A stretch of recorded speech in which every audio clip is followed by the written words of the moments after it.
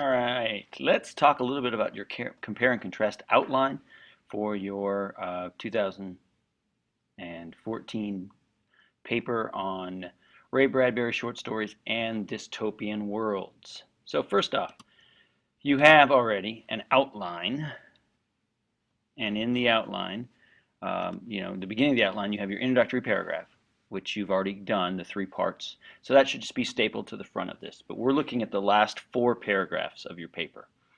So the first thing, and I put my thesis statement on here just to kind of remind you of what it is to see what we were doing. So, Ray Bradbury's novel Fahrenheit 451 and George Orwell's 1984 both showcase societies with brutal societal rules and norms in order to illustrate that each is a dystopian world where citizens live in a dehumanized state and are less than human. So I have, of course, both novels, because I'm going to use my novels as examples. I have the point of comparison, which is social norms or social rules, social laws, and then I have my dystopian idea. So at the beginning of your first introductory paragraph, your body paragraph, body paragraph 1, which is your second paragraph, you have your topic sentence, which should introduce the first story and the point of comparison. So for example, short sentence says, the story Fahrenheit 451 utilizes social norms in a way that showcases the dystopian idea that people live in a dehumanized state.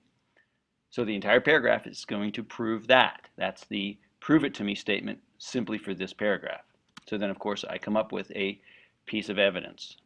And I have a direct quote from Fahrenheit 451. I plunk the children in school 9 days out of 10. I put up with them when they come home 3 days a month. It's not bad at all. You heave them into the parlor and turn the switch. It's like washing clothes. Stuff laundry in and slam the lid. They just as soon kick as kiss me.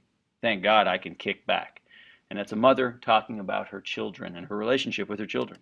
So how does this show what does this say about society? Well, this shows a world where mothers send their children away and not only see them as a burden, placing them in front of the television and showing them little love. So we have, of course, a society where the social norms are that kids are a burden.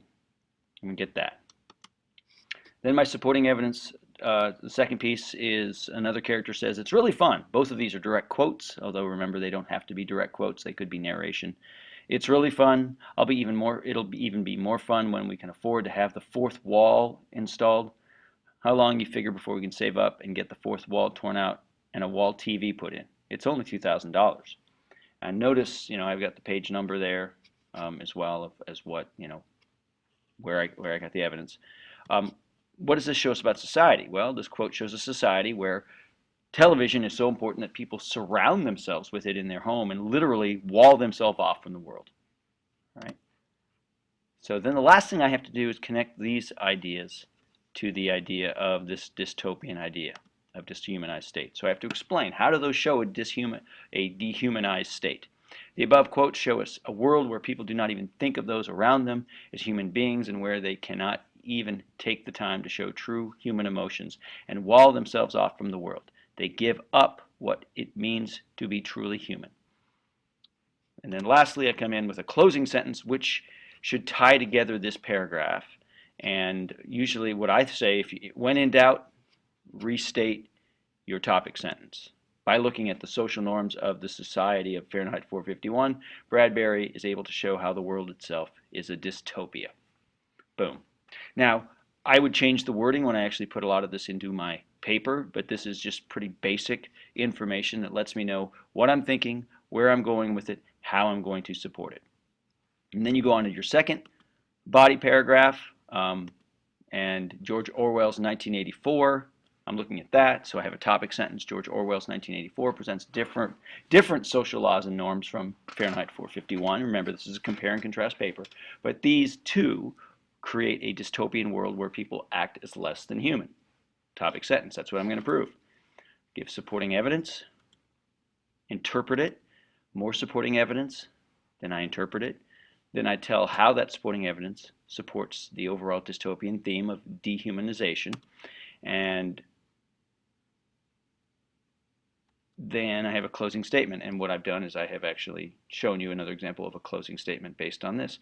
By displaying these brutal laws and social rules that I would talk about here, Orwell is able to create a completely dystopian world where the people act more as animals toward one another. Boom. Okay, then I go to my third body paragraph. And I do the same thing with, you would have a third story. So you would do the same thing with your third story. Alrighty. Once you've done all that, then you come to your closing paragraph. Closing paragraph has a conclusion, and you should restate your thesis. So there's my original thesis in red, and here is my reworded. And you can see how they are slightly different, though they say the same thing. Both Fahrenheit 451 by Ray Bradbury and George Orwell's 1984 have societies where the laws and rules, though different from one another, create worlds where the people live as less than human and treat one another as less than human.